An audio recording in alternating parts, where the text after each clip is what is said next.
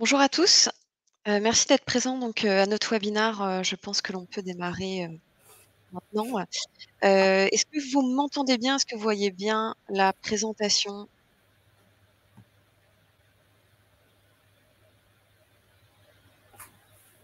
On me dit que c'est bon. Parfait, très bien. Merci à tous d'être présents, donc l'objectif effectivement est de parler, aujourd'hui donc, de pilotage de la performance globale.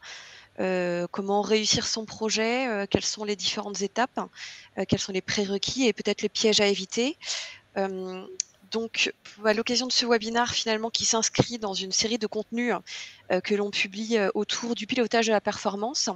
Donc vous pouvez effectivement, consulter sur notre site internet, et à travers nos différentes communications un certain nombre de ressources, donc des livres blancs, des replays de webinaires ainsi que, des articles sur le sujet de l'aide au choix d'outils EPM, des, processus budgétaires, des processus RH, sur, la qualité des données et également, un accompagnement sur, le comment construire son application EPM. Donc voilà, on a tout un corpus documentaire que l'on met à disposition sur notre site internet. Donc n'hésitez surtout pas à aller voir.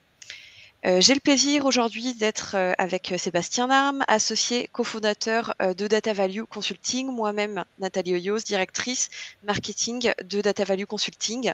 Bonjour Sébastien, si tu veux dire quelques mots. Oui, bonjour à toutes et à tous. Voilà, pour me présenter rapidement, donc j'ai plus de 20 ans d'expérience dans le monde du contrôle de gestion et dans le monde de l'EPM. Euh, j'ai fait mes armes comme contrôleur de gestion au début de carrière pour ensuite basculer dans le monde du consulting, donc sur des projets d'intégration et aujourd'hui, je dirais uniquement sur de l'accompagnement en métier, voilà, sur le monde du contrôle de gestion. Très bien, merci beaucoup. Donc du coup, pour démarrer ce webinaire, avec une première question, donc on parle effectivement de pilotage de la performance financière, de pilotage de la performance RH. Finalement, aujourd'hui, c'est vraiment la performance globale de l'entreprise qu'on va, essayer de mesurer. Est-ce que Sébastien, tu pourrais nous en dire plus sur ce qu'est, justement la performance globale? Oui, en fait, sur la performance globale, tout dépendra en fait du type d'utilisateur que l'on aura, les services métiers qui vont vouloir travailler sur ce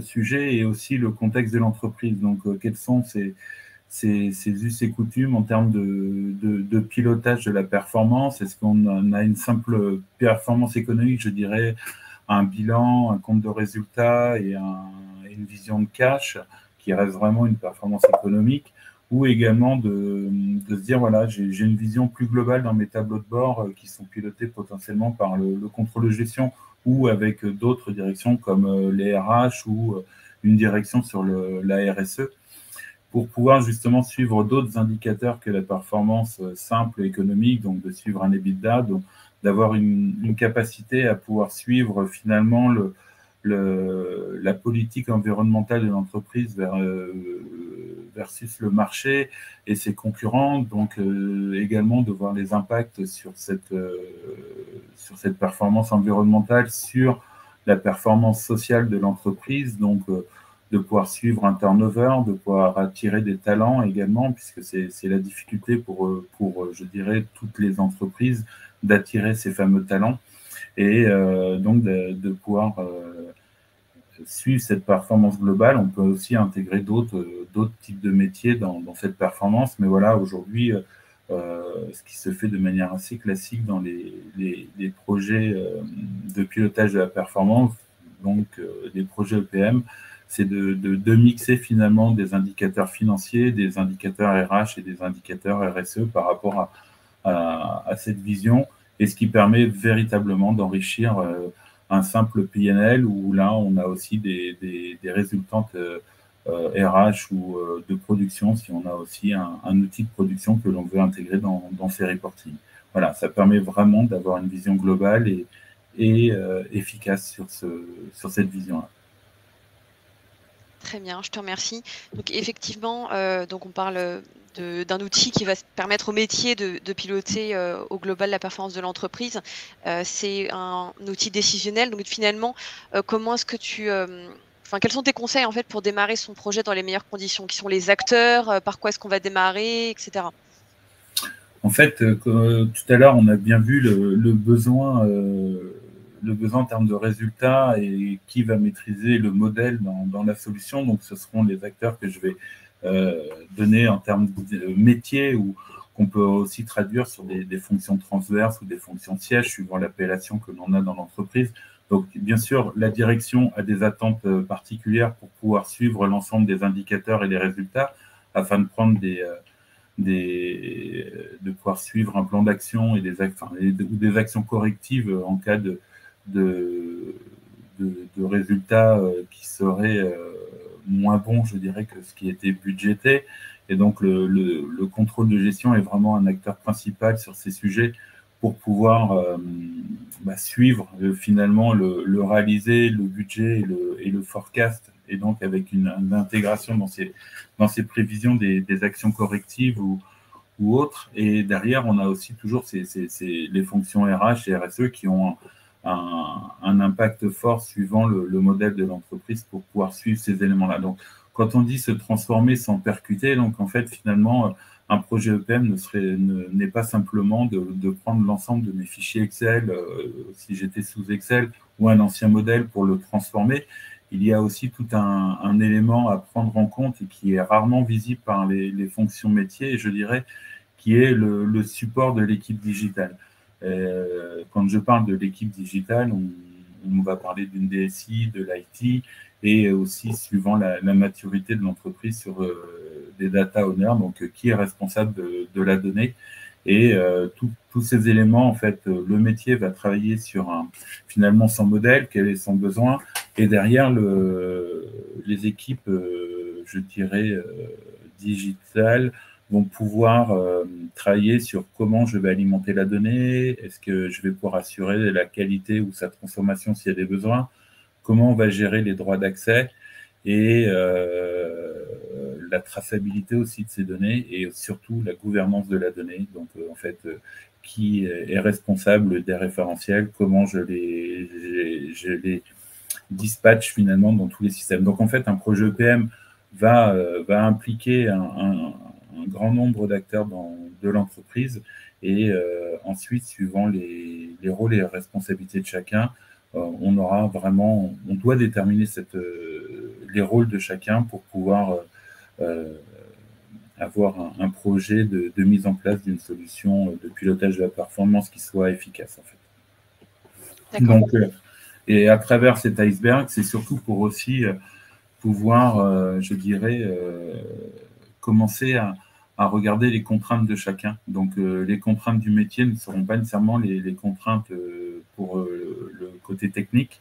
Et quand on sera dans ce projet, c'est surtout de pouvoir s'assurer de l'ensemble de ces contraintes et pour répondre à un unique objectif qui sera d'avoir une donnée, la complétude de la donnée, d'avoir des données de qualité et aussi des données fiables. Donc ça, c'est vraiment l'essence, je dirais, de ce type de projet. Tout le monde doit avoir le même objectif pour répondre à ces trois besoins, et que ce soit d'un côté métier ou d'un côté technique, même si je ne souhaite pas que l'on montre en fait qu'il y a une opposition entre les visions métiers et les visions techniques. Chacun a un domaine de compétences bien établi, et c'est toutes ces forces qui doivent être mises ensemble pour répondre à cette problématique. Très bien.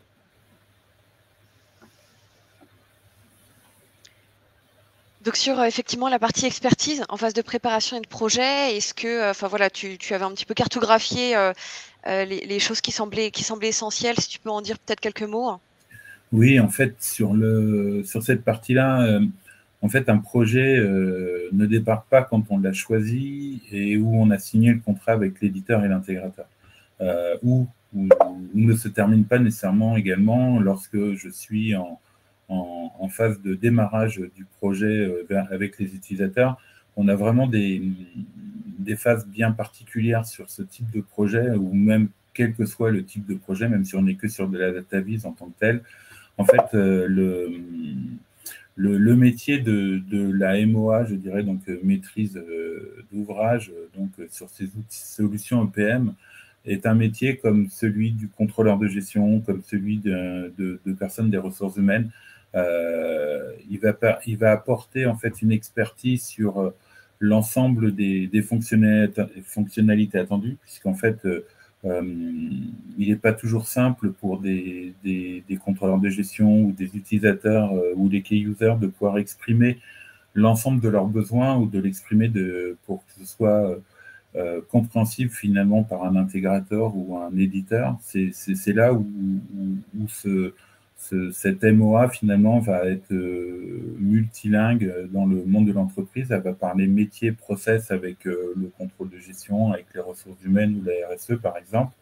Elle va parler aussi fonctionnalité avec l'intégrateur. Qu'est-ce que je souhaite avoir comme type de fonctionnalité à paramétrer dans la solution que l'on aurait retenue, et aussi de pouvoir être en capacité de dialoguer finalement avec des équipes IT, DSI, digital, pour ce que je vais appeler pouvoir gérer la tuyauterie, mais qui est plus qu'importante dans ce type de projet, puisque c'est une grosse partie de l'iceberg que l'on a vu précédemment, de pouvoir s'assurer que les données vont bien arriver à bon port dans la solution EPM. Donc, on a 3 phases finalement d'accompagnement. Ce qui va être la première, c'est de quoi j'ai besoin dans ma future solution, vraiment, et d'où je pars et quels sont mes besoins comment dire, à couvrir et les besoins futurs. Et les besoins futurs, c'est quelque chose qui est jamais simple à exprimer aujourd'hui, parce que c'est souvent sur des évolutions du business model que l'on peut avoir ce type de nouveaux besoins. Ensuite, on a aussi les benchmarks sur les solutions, donc de pouvoir avoir quelque chose qui soit factuel avec des grilles de notation qui sont contextualisées. Donc ça, c'est vraiment une partie importante. Il faut bien connaître l'ensemble des outils, puisque parmi vous, vous avez dû tous avoir des démonstrations éditeurs. Donc c'est difficile de faire un choix à travers une démonstration standard d'un éditeur, parce qu'elles sont toutes très jolies, très belles, et l'outil répond à tous les besoins. Et quand on regarde petit à petit dans le détail, ça permet de voir des différences par rapport au contexte de l'entreprise. Donc ça, c'est vraiment une partie très importante, avec cette notion je dirais, de préparation. Quand on va être sur les besoins, quels sont mes besoins, comment je veux y répondre, ces fameuses fonctionnalités qui vont être importantes, puisque tous les outils n'ont pas nécessairement les mêmes fonctionnalités à proposer de manière native, et ce qui va aboutir finalement à la rédaction d'un cahier des charges pour un appel d'offres, si vous souhaitez faire un appel d'offres. Et ce qui est de toute façon toujours important par rapport au chiffrage que pourrait avoir un intégrateur pour le paramétrage de votre solution. Et à travers ces besoins, ça va vraiment, cette phase aussi de préparation va permettre de voir quels sont les éléments que l'on doit continuer à travailler, à préparer pour répondre aux questions de cet intégrateur quand il va démarrer le projet. Et ensuite, je dirais finalement, piloter un intégrateur, c'est pas nécessairement toujours évident, puisque ça peut être côté DSI digital où le pilotage de l'intégrateur peut être réalisé, mais en même temps, il faut s'assurer, quand on est côté métier, que l'intégrateur a bien compris ce que l'on souhaitait à travers la rédaction des spécifications, donc de pouvoir s'assurer que ce qui a été dit en atelier préparatoire a bien été écrit et compris, et ensuite de pouvoir aussi s'assurer que ça a bien été paramétré dans l'outil. Donc toute cette phase de test et de recette qui est également très importante dans la vie d'un projet. La formation des utilisateurs, ce qui est aussi un élément clé, puisque ça va être la réussite sur la conduite du changement et l'acceptation des nouveaux utilisateurs sur cette solution lorsqu'on passe je dirais, en run, donc quand l'application est livrée. Et derrière, la vie continue sur ce type de projet, et on le verra un petit peu après. Mais voilà ce que peut apporter et ce que doit apporter surtout, je dirais, une équipe MOA externe si l'entreprise n'a pas de MOA interne de type finance ou de type MOA digital, en fait, pour pouvoir accompagner les métiers sur les bonnes pratiques de ce type d'implémentation de solutions. D'accord. Et toi, de ton expérience, finalement, quand on néglige, entre guillemets, cette partie AMOA qui semble hyper importante, quel est le risque, en fait? C'est que la solution ne pérennise pas, c'est qu'il y a un manque d'adhésion de la part des acteurs, ou qu'on passe à côté de certaines fonctionnalités? En fait, s'il n'y a pas cette préparation en amont, lorsque l'intégrateur arrive et quand j'ai aussi eu à être des deux côtés de la barrière, donc quand j'arrive et que je m'aperçois que le métier n'a pas préparé ou pensé avoir préparé correctement et qu'on est assez loin des attendus, le projet en fait se durcit en termes de temps d'utilisation, je dirais, des key users qui seraient face à l'intégrateur, puisqu'en fait, ils vont devoir courir après le temps, puisqu'ils vont devoir préparer de la documentation qui n'était pas prête, relire les spécifications et les comptes rendus d'atelier en même temps. Donc, en fait, au lieu d'être pris peut-être à 50 ou 60% de leur temps, ils vont être consommés, je dirais, plutôt à 120, 130% de leur temps et globalement que sur le projet. Et c'est là où on rentre dans le dur, puisque derrière, le planning à tes souhaits, va dériver et va commencer à dériver gentiment et derrière on aura peu de temps pour préparer aussi la phase de test et de recette puisque on aura des jeux de données à créer, etc. pour pouvoir s'assurer que tout est fonctionnel dans l'outil et c'est là où il y a des risques. Et donc le temps de préparation n'est pas un temps perdu, bien au contraire, ça veut dire qu'on va pouvoir aller dans l'ultra détail avec l'intégrateur au moment de la phase de spécification et on pourra vraiment s'assurer d'avoir le temps de bien expliquer les règles de gestion parce qu'on a toujours des règles de gestion qui peuvent être un petit peu, je dirais, pas exotiques, mais en tout cas qui sortent des sentiers battus. Il y en a toujours sur ce type de projet et donc de prendre bien le temps de les expliquer parce que derrière, si on ne l'explique pas, on a plus de chances que ce soit paramétré à côté du besoin, donc ce qui veut dire de refaire ce paramétrage. Okay, donc, je comprends très très bien. Que la préparation, elle est vraiment importante. Et l'aide au choix d'outils qui est encore en amont, c'est de s'assurer que je vais choisir un outil qui correspond bien à mes besoins d'entreprise, pas ceux du voisin, en fait. Voilà. Donc ça, c'est également très important. Exactement. Bah, justement, pour la transition, effectivement, sur l'aide au choix d'outils, est-ce que voilà, tu as quelques conseils, en fait, qui permettraient d'aider, certains à être guidés, entre guillemets, sur toutes ces solutions qui existent aujourd'hui? Bah, la première, je dirais, c'est est-ce que j'ai véritablement besoin d'une solution EPM dans l'entreprise? C'est la première question à se poser avant même de commencer quoi que ce soit. Est-ce que, donc bien sûr, on va dire, les premiers, il y a deux éléments qui peuvent répondre à cette première question, je dirais, avant même de faire le choix d'une solution.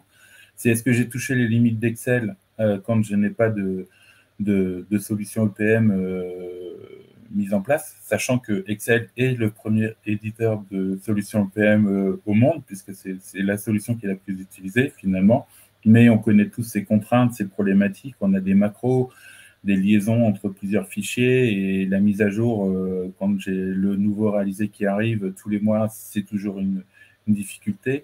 Donc ça, c'est cette première question. Est-ce que, est-ce que je vais séréniser finalement mes processus en basculant d'Excel à une solution EPM sans nécessairement tout mettre dans l'outil EPM? Ça, c'est aussi un sujet important. La deuxième question, c'est j'ai une solution qui est existante, mais le modèle ou la version dans laquelle je travaille est obsolète. Donc, le modèle qui répond au business model attendu. Donc, j'ai eu beaucoup d'évolutions dans l'entreprise, mais je n'ai pas fait évoluer en même temps le modèle dans l'outil EPM. Donc, finalement, j'ai une décorrélation forte entre ce que me propose l'outil en termes d'axe d'analyse et puis les besoins actuels dans l'entreprise pour faire du reporting et donner une visibilité sur ce fameux pilotage de la performance. Et de l'autre côté, j'ai aussi une autre possibilité, c'est que souvent, on laisse de côté les versions, en fait, les montées de versions. Quand on était sur ce qu'on appelle sur des licences on-premise, donc en fait, où on avait les serveurs soit hébergés chez un hébergeur ou directement dans nos salles serveurs. Et ces montées de version sont rarement faites au fil de l'eau. Donc, on se retrouve quelquefois avec 2-3 ans à remonter d'un coup. Et le coût de ces montées de version est aussi important finalement que de repartir sur une nouvelle solution. Donc ça, c'est aussi ce type de questions qu'on peut avoir. Et la dernière, c'est de se dire, est-ce que la solution EPM que j'ai, si je la monte dans une nouvelle version et je bascule finalement sur le SaaS si elle le propose, est-ce que je garde cette solution et je repars sur un nouveau modèle ou finalement, Et c'est ce que j'appelle faire du neuf avec du vieux, où je remets en concurrence cette solution pour pouvoir partir potentiellement avec une nouvelle solution et casser finalement aussi les problématiques que pour avoir la direction ou même les utilisateurs avec cette version obsolète. Donc, c'est pour ça que ces premiers éléments sont vraiment importants sur ce type de questions. Ensuite, il y a 3 piliers, je dirais, sur démarrer cette étude. La première, c'est quels sont les besoins. Donc, ce qu'on a pu voir, c'est mon modèle aujourd'hui existant, est-ce qu'il fonctionne ou est-ce qu'il ne fonctionne pas? Quelles sont les informations dont je vais disposer en termes de clés comptables depuis ma comptabilité, avec aussi les solutions RH ou les solutions RSE pour collecter de l'information, pour pouvoir la stocker dans mon outil EPM, puisque je ne pourrais pas inventer des axes d'analyse qui n'existent pas nécessairement dans les outils transactionnels, je dirais. Et donc, il faut rester pragmatique par rapport à ce point et de se dire aussi, je ne vais peut-être pas nécessairement tout modéliser dans mon outil EPM. Je vais peut-être pouvoir garder des éléments qui seront des simulations qui peuvent se faire dans Excel parce que le modèle change assez souvent.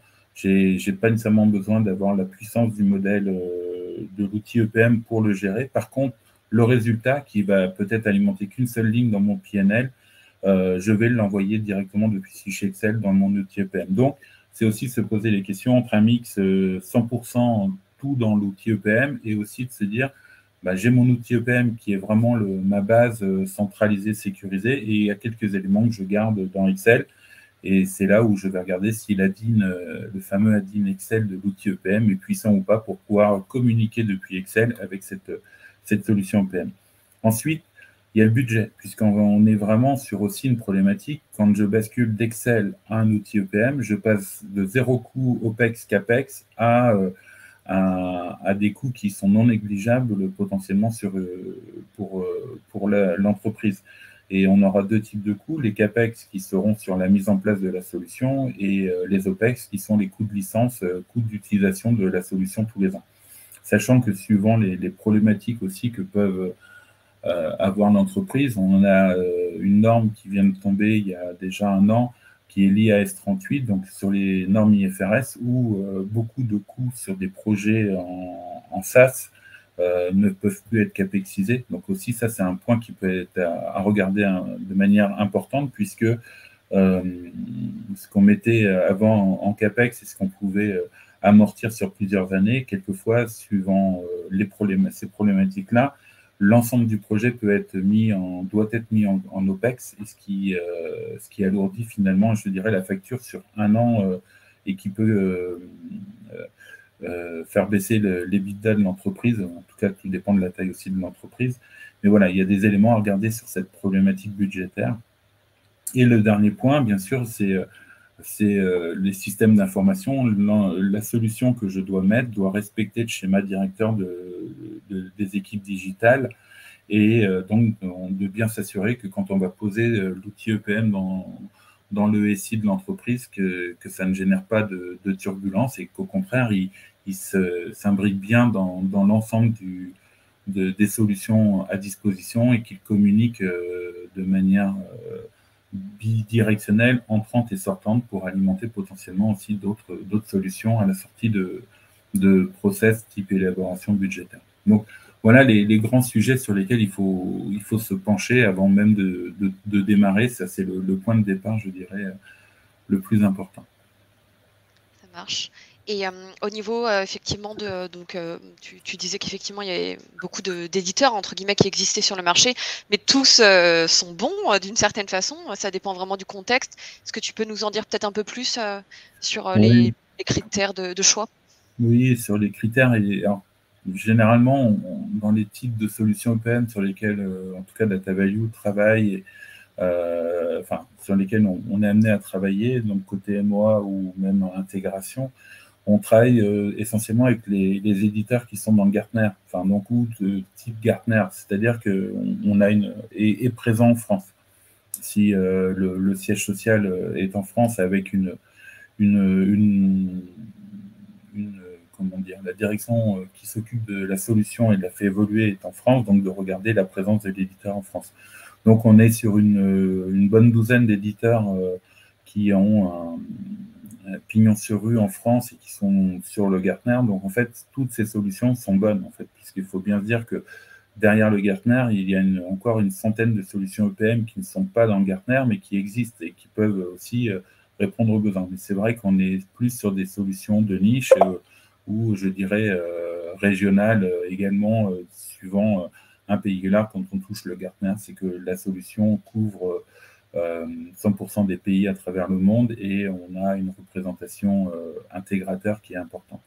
Donc, ils sont tous bons. Mais par contre, dans votre contexte, en fait, ils auront des forces et des faiblesses. Et suivant les besoins qui ont été exprimés en termes de modèles ou de fonctionnalités attendues, bah, toutes ces solutions EPM ne vont pas correctement s'adapter à votre besoin. Donc, c'est vraiment là où c'est important de pouvoir regarder dans le détail et de collecter ces types d'informations par rapport aux éléments qui sont les plus, je dirais, qui vont avoir un coefficient fort sur la prise de décision pour vos problématiques.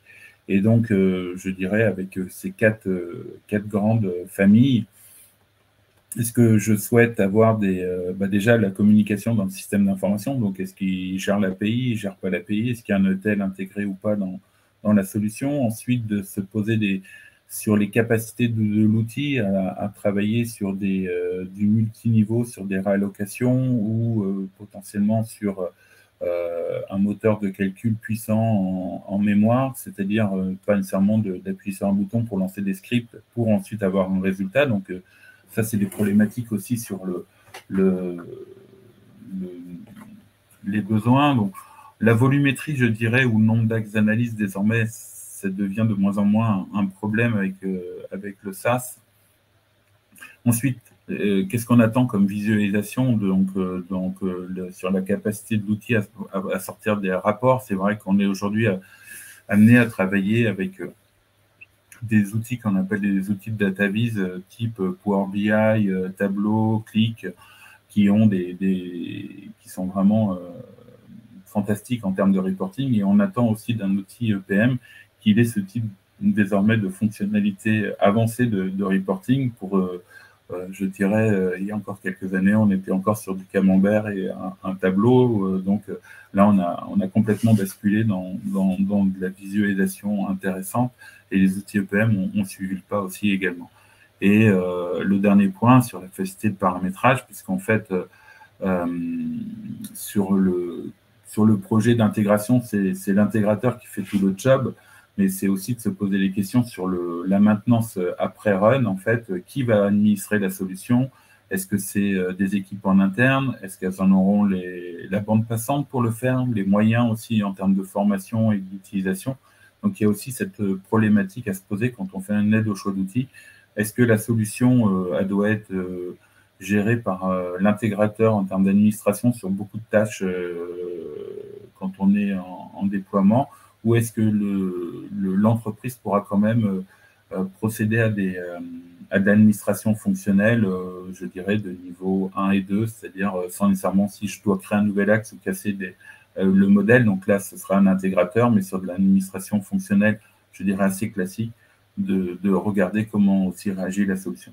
Et par rapport à tous ces éléments-là, c'est pas évident de trouver et de collecter de l'information en surfant sur le net ou même en posant les questions aux éditeurs. Voilà, ça nécessite aussi d'avoir une veille technologique, d'une connaissance avancée sur l'ensemble des solutions pour pouvoir les comparer les unes aux autres et en restant surtout factuel par rapport au sujet, parce que ce qui est important, c'est de connaître les forces et faiblesses à travers cette grille de notation sur la solution, dans un contexte entreprise, de votre entreprise. Ça marche. Merci beaucoup, Sébastien, c'est hyper clair sur la partie choix d'outils EPM, les différents critères. Et c'est quelque chose d'ailleurs sur lequel on est beaucoup sollicité, nous, par nos prospects. Oui. Voilà. Donc du coup, une fois l'aide au choix d'outils, la MOA, donc on a vraiment bien compris cette partie. Après, il y a la tuyauterie, les branchements, la préparation de la donnée. Du coup, est-ce que voilà, tu as des conseils, des pièges à éviter, des différents aspects en fait à prendre en compte? Oui, puisqu'en fait, quand on parle de pilotage de la performance, on regarde le passé, le présent et l'avenir. Et le passé, on ne s'arrête pas à l'année N-1 en fait. Donc en fait, on va avoir, suivant les besoins, à récupérer l'historique des données sur plusieurs années. Et souvent, si on est sur Excel, on est sur le format du business model d'il y a 2 ans, d'il y a 3 ans. Et aujourd'hui, on est en train de travailler sur un modèle EPM qui va évoluer encore et donc on doit transformer tout l'historique de nos données pour pouvoir l'intégrer dans la solution qu'on a retenue et dans le modèle qu'on aura fait paramétrer. Et ça, c'est un gros chantier c'est un projet dans le projet parce que c'est vraiment un casse-tête important. C'est-à-dire qu'il faut qu'on s'assure qu'on puisse récupérer cette historique. En plus, que les résultats ne changent pas dans le nouveau modèle parce que finalement, les dirigeants maîtrisent aussi les résultats des historiques. On ne doit pas modifier l'historique, mais on doit le faire rentrer, alors, potentiellement au chausse-pied dans le nouveau modèle. Donc ça, c'est un sujet à ne pas minimiser. Si je dirais, il y en a quelques-uns. Ces trois-là sont, enfin, de toute façon, s'ils sont mis là, c'est pour moi les 3 sujets importants. La reprise de la donnée, et souvent, on s'y colle que trop tardivement, donc sur les projets. Ensuite, la problématique de la gouvernance des référentiels. Alors, qu'est-ce qu'un référentiel? Ça va être l'axe organisation, par exemple. Ça va être aussi le mapping entre vos comptes comptables et vos rubriques budgétaires. Donc, en fait, la vision contrôle de gestion, vision comptable et comment je passe de l'un à l'autre. Qui est maître sur ces problématiques-là. Ça peut être aussi sur des codes d'activité. Donc, en fait, tout ce qui va être la composante de vos axes d'analyse, de se dire où je collecte cette information. Et si elle n'existe nulle part, ça voudra dire que vous serez obligé de la gérer au quotidien dans l'outil EPM. Donc, ça devient un poids pour l'administration de cette solution EPM, puisque derrière, ça veut dire que vous devez la gérer au quotidien. Donc, ce que vous avez gagné sur la collecte d'informations, vous en perdez un petit bout sur la gestion de ces référentiels, de temps à passer. Donc, il y a vraiment ça aussi à réfléchir, c'est comment c'est géré aujourd'hui, comment je vais le maintenir dans la solution dans le temps. Parce que un des grands sujets que l'on voit, c'est que les clients que j'accompagne, en fait, première chose que je leur dis, attention, à la mise en production de cette solution, le projet, ça ne s'arrête pas là. La vie continue, c'est-à-dire que l'entreprise évolue, le système évolue, donc il faut penser à cette partie, comment je vais maintenir ma solution dans le futur et qui va le faire. Parce que c'est pas nécessairement que des tâches qui peuvent être déléguées à une équipe digitale ou de la DSI, parce que le référentiel n'est pas nécessairement un sujet IT, mais plutôt un sujet métier avec des data owners. Donc, c'est vraiment important d'avoir cette réflexion-là sur ce sujet. Et un autre point également, c'est sur les fameux échanges. Les échanges, donc c'est vrai qu'aujourd'hui, je dirais 95% ou même peut-être plus des projets se font dans le cloud. Donc, c'est vraiment un accélérateur en termes de planning et des déploiements, puisqu'on n'a pas à acheter les serveurs, à installer les logiciels, etc.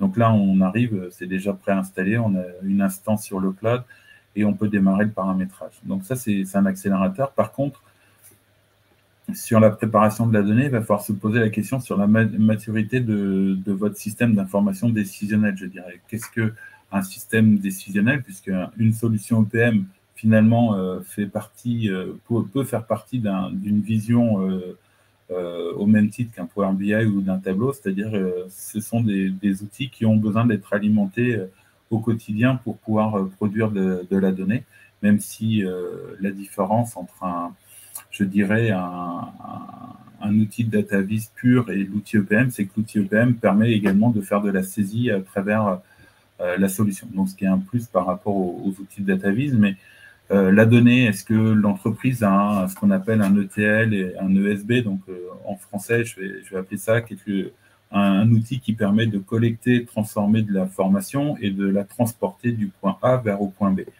Ensuite, est-ce que l'entreprise a, côté digital, un entrepôt de données qui peut être utilisé pour stocker de l'information, pour ensuite la préparer, pour l'envoyer dans l'outil de la solution EPM que vous aurez retenue. Et le dernier point, est-ce que vous avez donc des solutions type Power BI, Click et Tableau pour pouvoir produire du dashboarding, de la visualisation, ce que j'appelle en fait un portail décisionnel. Et est-ce que le contrôle de gestion va s'appuyer sur cet outil ou plutôt garder la partie de DataVis qui est proposée par l'outil EPM directement dans l'outil EPM sans partager finalement l'information à d'autres services parce que c'est des informations qui sont confidentielles ou qui doivent être distillées avec sécurité à des opérationnels pour leur donner juste l'information utile et nécessaire. Donc, il y a ces grandes questions-là à se poser donc, et c'est préparer sa donnée, comment je vais l'utiliser, comment je vais la diffuser et comment je vais la transformer s'il y a besoin de la transformer au passage. Donc, vraiment, cette notion de data owner, de dire qui est responsable de la donnée, c'est vraiment aussi une problématique qui va être entre le digital, la DSI et les utilisateurs métiers. En fait. Ça marche, je te remercie. Et peut-être assez rapidement, du coup, en termes de retour sur investissement d'un projet EPM, finalement, est-ce que tu peux nous en dire un petit peu plus? Est-ce que voilà, on peut le mesurer? À combien de temps? Oui, on peut.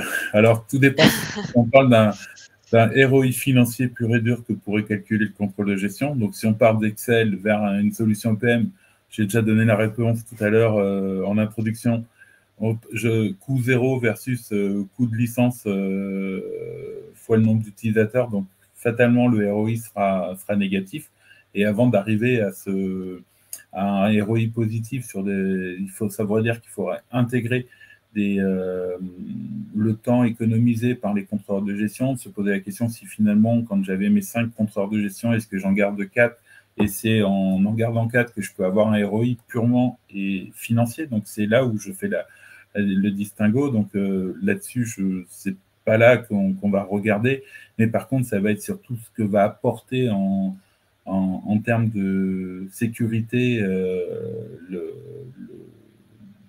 ce projet, je dirais, EPM. Donc, déjà, les processus vont être plus clairs, plus transparents et accessibles par d'autres personnes que le contrôleur de gestion pardon, qui est propriétaire du fichier Excel. Donc, ça, déjà, ça n'a pas de prix, parce que si je suis très imagé et je prends malheureusement le key user sur vos contrôles de gestion passe sous un bus, en fait, le process budgétaire, il est planté. Et alors que là, quand on a des solutions de type EPM, le savoir qui est dans la tête de une ou deux personnes est transposé dans une solution. Donc, ça permet vraiment déjà de sécuriser toute cette partie-là. On n'est plus dépendant nécessairement de une ou deux personnes, mais et ça, rien que ça sécurise. Ensuite, bien sûr, il y a le côté collaboratif. Ça, c'est très... le côté collaboratif, je le mets surtout sur la partie où j'ai un accès à des reportings et ça me permet de voir directement les informations sans demander un rapport à mon contrôleur de gestion. Donc, je garde surtout en termes de, quand je suis un dirigeant ou un manager, de l'autonomie par rapport à ça. Par contre, c'est vrai que sécuriser et piloter les process, c'est beaucoup plus simple quand on est dans ce type de solution. Donc, voilà, ça, c'est sur mes pavés. Après, puissance d'analyse augmentée, si vous avez déjà des outils de DataVis, souvent vous les pluguez avec vos fichiers Excel pour pouvoir bénéficier de ces reportings. Donc là, en fait, l'outil EPM aura ce module de DataVis intégré, donc, ce qui permettra vraiment de bénéficier de toute la force dans une seule solution. Et derrière, on va pouvoir mixer des données financières et non financières. Du moment qu'elles restent structurées, on peut les gérer. Et donc, c'est pouvoir intégrer petit à petit, de passer du pilotage économique de la performance à un pilotage global de la performance en intégrant petit à petit d'autres services si on veut lotir en fait le besoin à travers ça. Donc, pour moi, c'est les bénéfices de la scalabilité, donc d'avoir un modèle qui soit évolutif, bien pensé. Alors ça, c'est toujours pareil, c'est une lapalissade, mais bien penser son modèle au début, est important, d'où le choix de l'intégrateur et aussi d'être accompagné côté métier pour s'assurer qu'on va avoir un modèle qui va tenir la route sur plusieurs années. Parce que derrière, quand on doit changer le modèle en cours de route, ça coûte toujours plus cher que de le faire évoluer de manière plus fine, en fait. Ça marche. Eh ben, écoute, je te remercie. Et petite question, quels sont les pièges à éviter? Alors, il reste vraiment quelques minutes, si tu peux voilà, évoquer un petit peu toute cette partie-là. Non, t'inquiète. Les pièges à éviter, je dirais, il faut être pragmatique. Ça, c'est déjà un élément. Donc, quand on dit pragmatique, ça veut dire potentiellement, il faut accepter que je ne vais pas tuer à 100% Excel. C'est-à-dire que je peux garder Excel sur certains sujets, puisqu'en fait, de manière, parce que je sais que, de manière empirique, je sais que mon modèle bouge tous les X mois. J'ai besoin d'avoir une souplesse que ne m'apportera pas mon outil EPM pour faire de la simulation sur quelques indicateurs, qui ne sont finalement qu'une seule ligne dans mon outil, dans mon PNL ou dans mon outil EPM. Donc, ça veut dire que je vais peut-être garder cette souplesse dans Excel pour faire ce que je veux à travers cette simulation et n'envoyer que cette ligne, le résultat dans mon outil EPM. Par contre, ce qui ne m'empêchera pas de prendre mon fichier Excel et de le mettre en commentaire pour garder les hypothèses que j'avais retenues par rapport à la simulation de cette ligne. Donc ça, c'est quelque chose qu'il faut garder à l'esprit. Parce qu'on a eu, là, il y a eu, j'ai vu trop de projets où on voulait, quoi qu'il arrive, tout mettre dans l'outil EPM, quel que soit le prix, quel que soit l'effort à mettre, quelquefois pour peu de résultats. Et ça, c'est quelque chose sur lequel on revient un petit peu sur un mix, malgré tout, entre de l'Excel et de l'EPM. Mais enfin, l'EPM va couvrir 90% des besoins, et je garde quelques petits sujets vraiment, mais qui sont tordus, qui ne sont pas modélisables comme on le voudrait dans l'outil PM ou qui seraient trop chers par rapport au ROI. Ensuite, c'est l'OTIR. L'OTIR, parce que c'est en 6 mois, beaucoup de choses auront changé en 6 mois. Et il vaut mieux lotir et ne pas voir grand. Enfin, on peut voir grand sur l'ensemble du projet, mais en tout cas sur le temps. C'est-à-dire que tout faire en même temps, c'est impossible. On n'aura pas on n'a pas assez de recul et d'expérience sur cet outil, donc en fait, il vaut mieux avancer, d'avoir des lots tous les 6 mois pour pouvoir travailler correctement et d'apprendre aussi comment on réagit son outil. Donc ça, c'est quelque chose d'important. Et ce qui permet en plus sur le lot suivant, déjà de pouvoir faire évoluer un lot qui est en production. Donc c'est quelque chose qui n'est pas inintéressant. Parce que justement, un projet EPM évolue dans le temps, on met en place une solution, donc ça va créer aussi des nouveaux besoins. Il faut rester pragmatique parce que ces nouveaux besoins, est-ce que c'est simplement est-ce qu'ils sont utiles ou est-ce que c'est vraiment la cerise sur le gâteau et tiens, si j'avais ça, ce serait top, mais je vais l'utiliser 2 fois dans l'année. Donc, il y a aussi ces éléments-là à prendre en compte. Penser scalable, c'est ce que je disais. En fait, il faut apporter de la souplesse, c'est-à-dire que Excel, par nature, c'est un outil qui est très, très souple. Je fais ce que je veux dedans. Par contre, un outil EPM, une fois qu'il est paramétré, j'ai mes axes d'analyse, il doit apporter de la souplesse pour évoluer, mais c'est vrai qu'on aura moins de souplesse dans l'outil EPM que dans Excel. C'est une certitude. Ce que l'on gagne en productivité, en process et en en termes de sécurité de la donnée, je le perds un petit peu sur cette fameuse souplesse. Donc, faut bien garder ça en tête. Ensuite, j'en ai parlé tout à l'heure, l'administration de la solution. Ça, c'est vraiment toujours un débat. Est-ce que c'est les équipes digitales ou DSI ou le métier qui l'administre? Donc ça, c'est quand même d'avoir ses rôles et responsabilités pour le futur au moment de la MEP, de la mise en production, de savoir dès le départ du projet qui va gérer cette partie-là pour qu'il soit aussi très attentif à comment a été mis en place la solution pour ne pas la découvrir au moment du run. Et je dirais être accompagné avant, pendant et après, puisque ce que je vous disais en préambule, la MOA, c'est un métier. Ça ne s'invente pas. Et aussi, c'est une dépense, je dirais, qui va sécuriser le planning, le budget et les fonctionnalités de votre solution. Donc, c'est pas c'est pas une dépense perdue, c'est, je dirais, un gage de vous assurer que le projet va bien se passer. Et souvent, un intégrateur, quand il y a une MOA qui accompagne le métier, est plutôt rassuré. Donc, en fait, je dirais les réserves pour contingence, donc en fait, des réserves pour risque, sont moins importantes sur des projets en forfait quand il y a une MOA qui accompagne un client que quand il n'y en a pas, en fait. Puisque là, on sait qu'on risque d'avoir tous les écueils que je viens de vous présenter depuis cette demi-heure. Ça marche. Merci beaucoup, Sébastien. C'était vraiment très clair. N'hésitez surtout pas à poser des questions sur le chat à l'écrit pour qu'on puisse y répondre. Et puis, nous sommes également disponibles de toute façon, voilà, après, pour répondre à vos problématiques, etc., pour échanger et approfondir un petit peu tous ces éléments-là.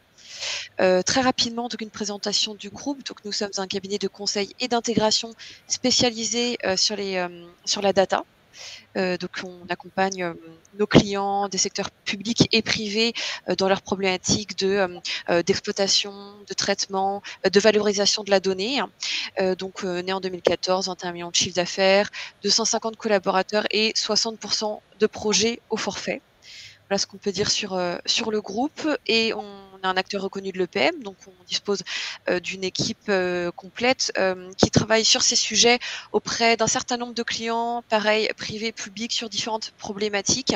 Et puis on les accompagne sur toute la chaîne de valeur, de la MOA, l'aide au choix d'outils, au pilotage du projet jusqu'à l'intégration, ainsi que la maintenance.